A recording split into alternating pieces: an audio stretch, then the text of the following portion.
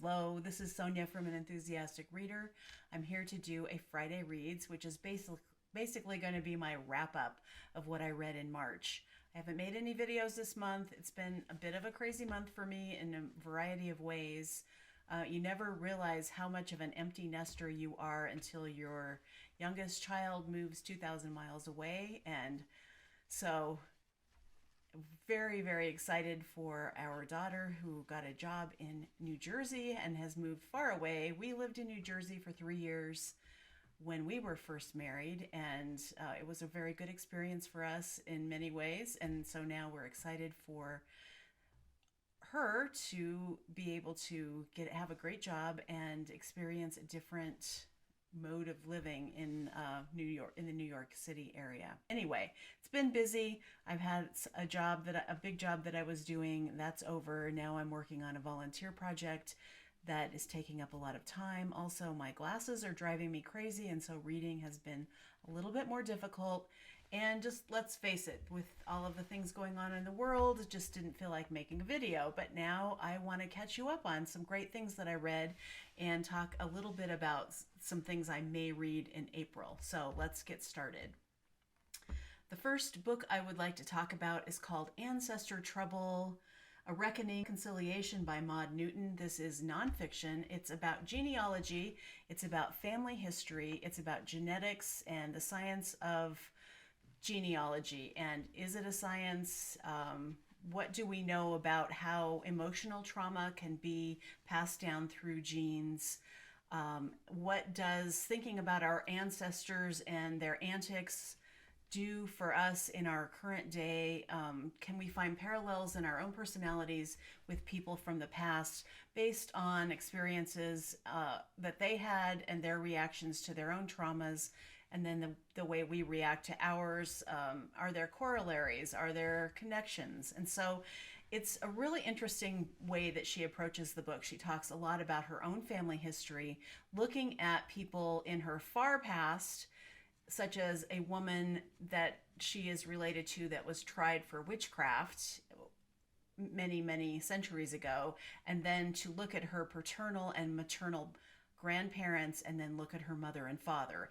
And so she talks a lot in this book about having a very racist father and a mother that kind of in reaction to the way she was raised became a fundamentalist Christian and started her own church, like a Pentecostal church in her living room, and all of the ways that her parents and their divorce affected Maud.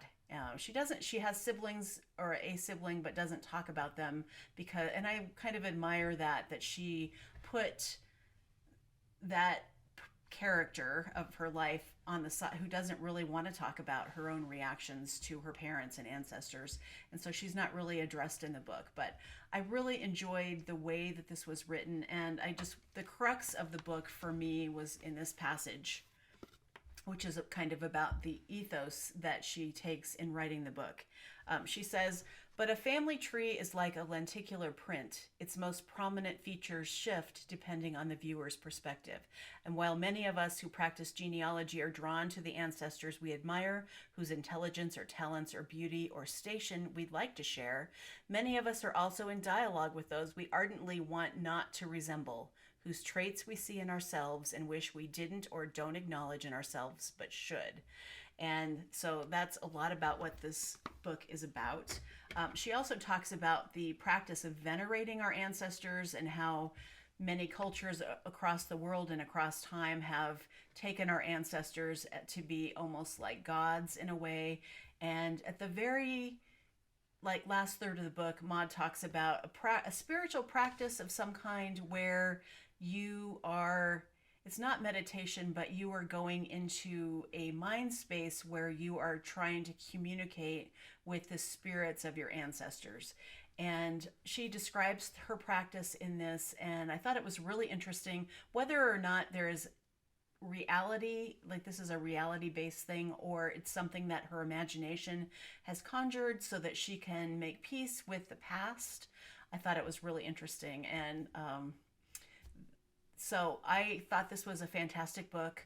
to think about our past and think about how we react to the current things that are happening in our lives and what our ancestors may have had to say about that, and how we can still respect where we came from, but also forge our own way. So it was an excellent book. I wanted to read something Irish for March, for the Irish, for St. Patrick's Day. Anyway, I have had Milkman on my shelves ever since the book came out, and I have not read it. I have watched so many people I admire talk about what a great book it is, and so I finally read it, and I absolutely loved it. I loved the way it was written.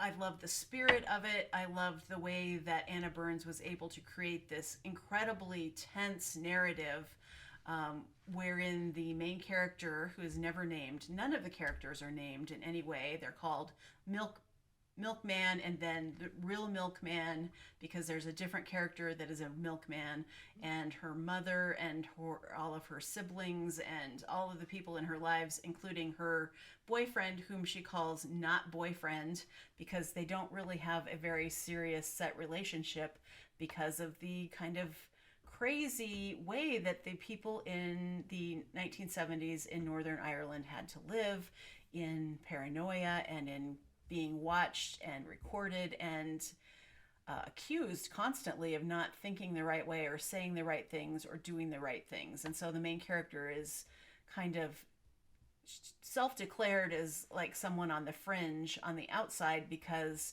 she likes to read a lot, and in a way of forgetting about what's happening in their lives, she likes to read while she's walking. And this really upsets the powers that be in her community because it's not normal and it's not right. And so she's immediately suspected of doing and having bad thoughts because she doesn't toe the line of the community. And that's just one example of how interesting the narrative of this story is. I really, really enjoyed it.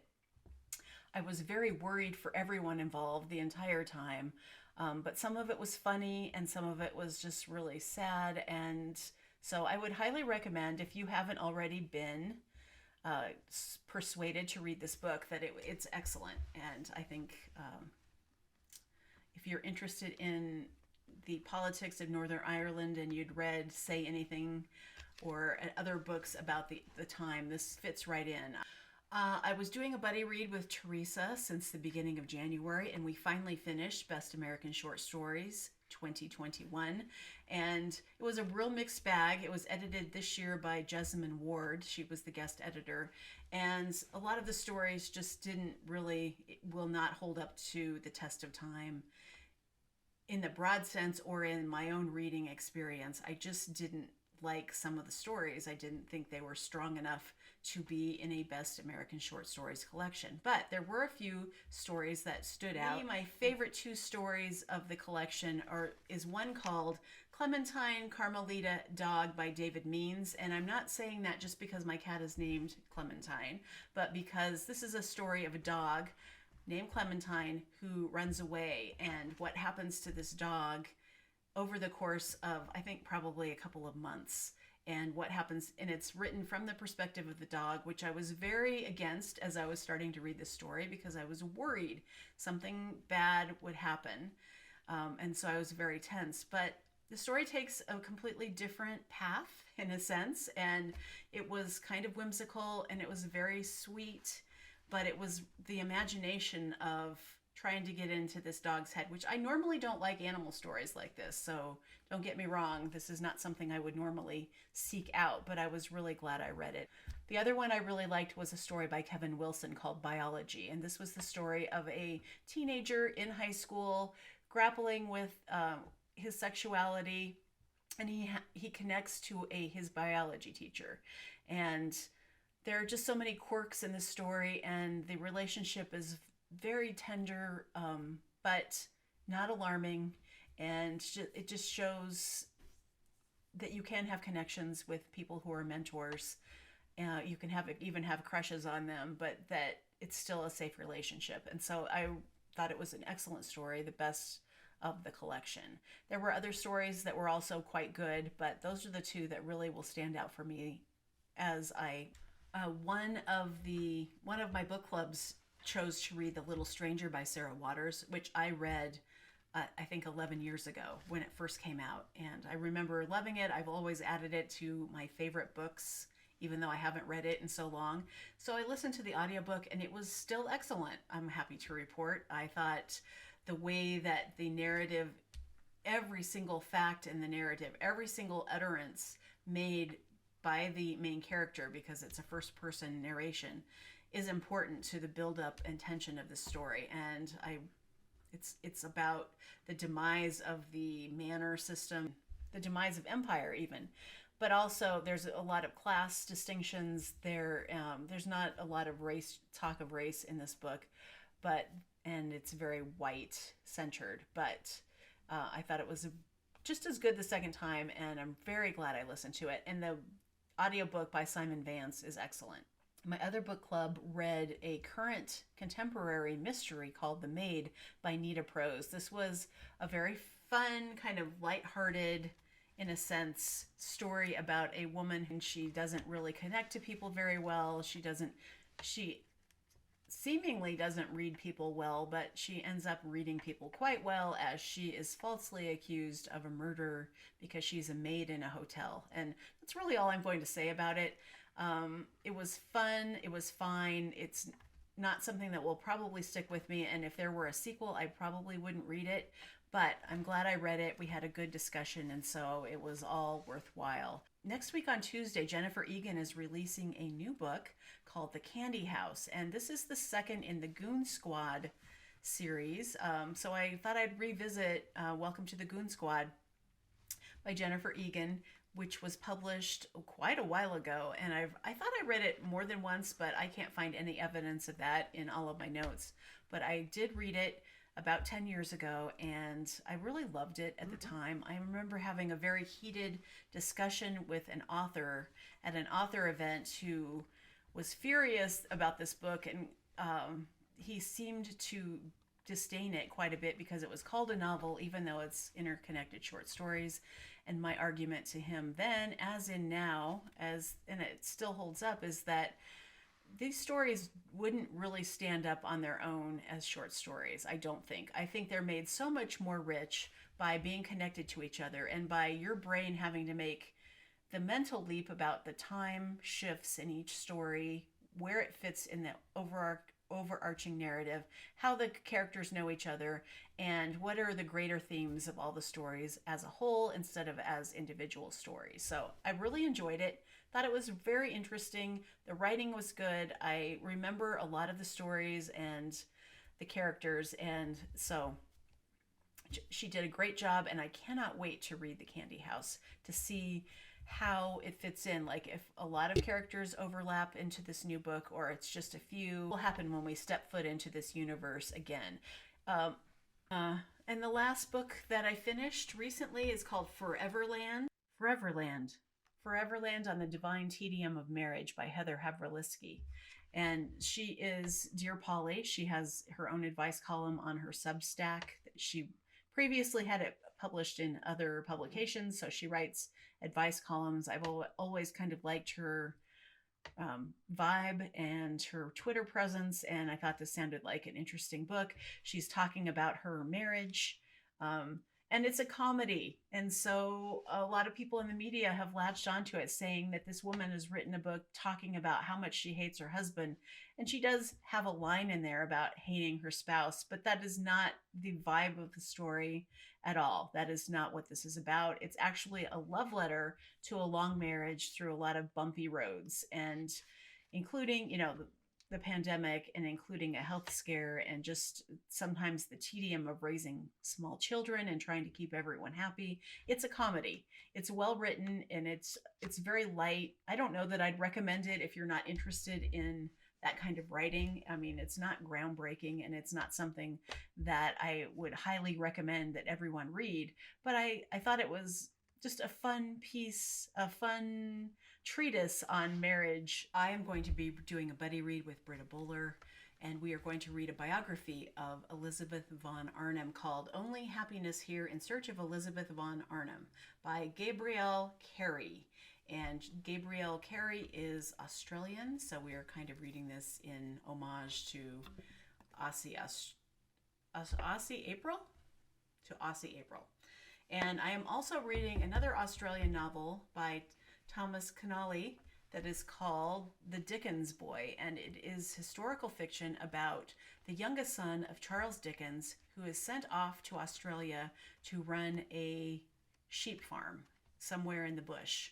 And Thomas Keneally is a fantastic writer. He wrote Schindler's List. He also wrote a great book that I loved called Family Matters, which was about Belarusian people in Australia, and like this very sinister family story with rugby, and it was great.